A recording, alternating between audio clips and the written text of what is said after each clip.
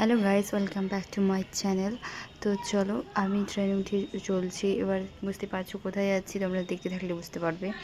তো আমি পৌঁছে গেছি। ভিডিওটা বেশি লং হয়ে যাচ্ছে, কী বলতো, শর্ট ভিডিও বানাতে চাইলেও লং টাইম কী করে যে হয়ে যায় বুঝতে পারি না। কোনটা নেবো না বুঝতে পারছি না। এটা এবার বুঝতে পেরেছো কোথায় এসেছি। আমি চলে এসেছিলাম দোল পূর্ণিমার সময় শান্তিনিকেতনে। দোল পূর্ণিমার আগে এসেছিলাম। তো চলো, শান্তিনিকেতনে প্রচুর এটা সোনাঝুরির হাট, এটা সবার প্রিয় হাট। তো তোমরা যারা যারা গেছো প্লিজ কমেন্টে জানিও। প্রায়জনেরই যাওয়া। কি বলবো, কি পাওয়া যায় না বলো তো, খুব সুন্দর আর খুব কমেই অনেক কিছু পাওয়া যায়।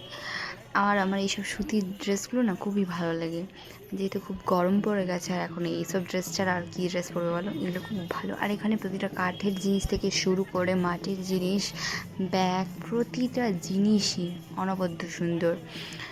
আর আমি কিছু মার্কেটিংও করবো। আর খাওয়া দাওয়াটা আমি করে নিয়েছি, তাই আমি ব্লগে দেখালাম না। এসেই যেহেতু প্রচুর গরম, আমাদের ওই দিকটা থেকে এদিকটা একটু বেশি গরম, কেন জানি না, বুঝতে পারছি না। দেখেছো কত সুন্দর সুন্দর লেখা আছে গেঞ্জির ওপর।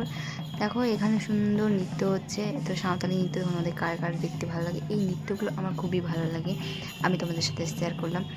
তো চলো, আমি এখানে ওদের সাথে একটু নৃত্য করতে পারতাম, বাট ভিডিও তাহলে কে করে দেবে, তাই আমি করলাম।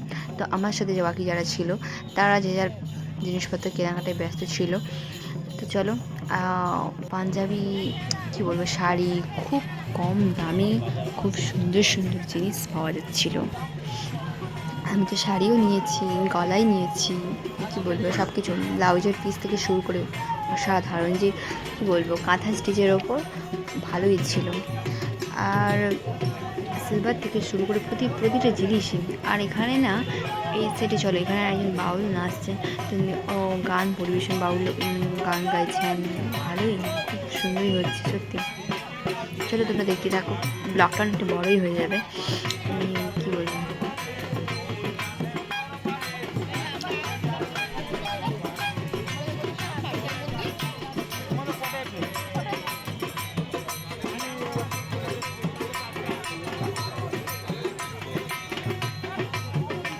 আমি শান্তিনিকেতনে প্রায় জিজ্ঞেস করিনি, প্রায় এখানে কী বলবো, যতগুলো ভবন ছিল প্রতিটা ভবন দেখেছি, সবটা দেখে তারপরে সন্ধ্যা হয়ে গেছে, আমাদের যেতে ফিরতে হবে।